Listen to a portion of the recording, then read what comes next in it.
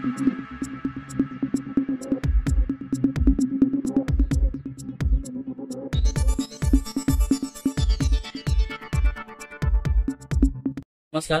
पाहूयात शेअर मार्केटमधील काही ताज्या घडामोडी. गुरुवारच्या ट्रेडिंग सत्रात निफ्टी 24,088, सेन्सेक्स 79,396, तर निफ्टी बँक 53,181 ची विक्रमी पातळी गाठण्यास यशस्वी झालेत. मात्र निफ्टी बँकेत प्रॉफिट बुकिंगमुळे निफ्टी लाल रंगात बंद झालाय. गुरुवारी निफ्टी 176 अंकांच्या वाढीसह 24,045 च्या पातळीवर बंद झाला, तर निफ्टी बँक 59 अंकांच्या घसरणीसह 52,811 च्या पातळीवर बंद झाला. निफ्टीचा मिड कॅप निर्देशांक 178 अंकांनी घसरला आणि 55,424 वर बंद झाला. सेबीची डिलिस्टिंगच्या नियमांबाबत बैठक झाली. बैठकीमध्ये सेबीने व्हॉलंटरी डिलिस्टिंग नियमांना मान्यता दिली आहे. एक्सचेंजमधून कंपनीचे शेअर्स काढून टाकण्याच्या प्रक्रियेला डिलिस्टिंग म्हणतात. म्हणजे डिलिस्टिंग केल्यानंतर शेअर एक्सचेंजमध्ये ट्रेडिंग करता येत नाही. कंपनी व्यवस्थापनाच्या इच्छेनुसार किंवा नियमांकडे दुर्लक्ष करून डिलिस्टिंग होऊ शकते. सेबीने व्हॉलंटरी डिलिस्टिंग नियमांना मान्यता दिली आहे. सेबीच्या नवीन डिलिस्टिंग नियमांनुसार आता कंपनीला डिलिस्टिंग फ्लोअर प्राइस 15% जास्त प्रीमियमवर ठेवावी लागणार आहे. सेबीने फायनान्स इन्फ्लुएन्सर बाबत म्हणजेच फिन इन्फ्लुएन्सर बाबत नवीन नियम ठरवले. फिन इन्फ्लुएन्सर्स ह्याचा सोप्या शब्दात अर्थ म्हणजे फायनान्सशी संबंधित माहिती देणारे. सोशल मीडियावर म्हणजे युट्यूब, फेसबुक यावर अशा फिन इन्फ्लुएन्सर्सची संख्या झपाट्याने वाढत आहे, ज्यांचा शेअर बाजाराशी काहीही संबंध नाही, पण ते शेअर्स बाबत सल्ला देताना दिसून येतात.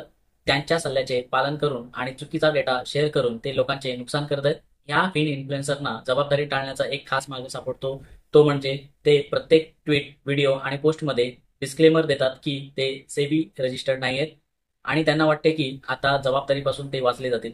पण आता असे होणार नाही, कारण केवळ असे केल्याने त्यांची जबाबदारीतून सुटका होणार नाही, असे सेबीने स्पष्ट केले आहे.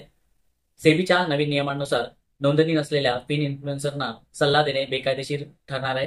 याचा अर्थ असा आहे की जर कोणी नोंदणी न करता शेअर्स आणि म्युच्युअल फंडांबाबत सल्ला दिला तर त्याच्यावर कायदेशीर कारवाई केली जाणार आहे. ह्या फिन इन्फ्लुएन्सरना स्वतःची नोंदणी सेबीमध्ये करावी लागेल आणि विविध नियमांचे पालन करावे लागेल. याशिवाय म्युच्युअल फंड आणि शेअर ब्रोकर्स यांच्यासोबतच्या भागीदारीवरही बंधने घालण्यात आली आहेत. HCL टेक शुक्रवारी बाजार उघडतात. बाजारात HCL टेकमध्ये मोठी ब्लॉक डील पाहायला मिळू शकते की ज्यामध्ये 1.24 कोटी शेअर्स विकले जाण्याची शक्यता आहे. या डीलसाठी शेअर विकणाऱ्याचे नाव अद्याप समोर आलेले नाही. या डीलचा आकार 1,756 कोटी रुपये इतका असेल, तर फ्लोअर प्राइस 1,415 रुपये प्रति शेअर निश्चित केली जाऊ शकते की जी चालू बाजारभावापेक्षा 3% सवलत असू शकते. या डीलसाठी CITI ला ब्रोकर म्हणून नियुक्त करता येण्याची शक्यता आहे. मार्च 2024च्या तिमाहीत HCL टेकमधील प्रमोटरचा हिस्सा 7.81% वर अपरिवर्तित राहिला आहे. म्युच्युअल फंडाने मार्च 2024च्या तिमाहीत आपला हिस्सा 8.27% वरून 7.99% वर आणला आहे. गुरुवारी HCL टेकचा शेअर 0.78% वाढीसह 1,455 रुपयांवर बंद झाला. शेअरचा 52 वीक हाय 1,697.35 रुपये इतका आहे.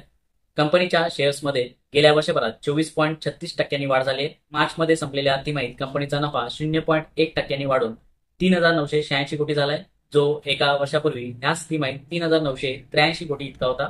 तर आर्थिक वर्ष 2024च्या चौथ्या तिमाहीत कंपनीचे उत्पन्न 7.1% वाढून 28,499 कोटी रुपये झाले, तर मागील वर्षी याच कालावधीत ते 26,606 कोटी रुपये इतके होते. बाजार बंद झाल्यानंतर अदानी समूहाच्या कंपनीने विलिनीकरणाची घोषणा केली आहे. अंबुजा सिमेंटने माहिती दिली आहे की त्यांच्या बोर्डाने अदानी एंटरप्राइजेसची उपकंपनी असलेल्या अदानी सिमेंटेशन लिमिटेडमध्ये विलिनीकरणास म्हणजे मर्जरला मान्यता दिली आहे. कंपनीच्या या पावलामुळे अदानी सिमेंटेशनच्या चुनखडीच्या संसाधनातून अंबुजाच्या एकत्रित चुनखडीच्या साठ्यात आणखी वाढ होईल. यापूर्वी 13 जून रोजी अंबुजा सिमेंटने 10,422 कोटी रुपयांच्या एंटरप्राइज व्हॅल्यूमध्ये पेन्ना सिमेंट इंडस्ट्रीज लिमिटेड मध्ये 100% स्टेक घेणार असल्याचे सांगितले. अदानी समूहाने 2028 पर्यंत वार्षिक 140 दशलक्ष टन क्षमतेचे उद्दिष्ट ठेवले आहे.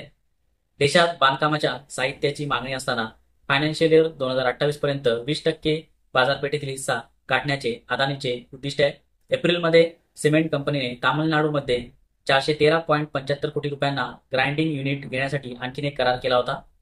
गुरुवारी अंबुजा सिमेंटचा शेअर 0.30% वाढीसह 659.05 रुपयांच्या पातळीवर बंद झाला. गेल्या एका वर्षात कंपनीच्या शेअरमध्ये 51.91% इतकी वाढ दिसून आली आहे.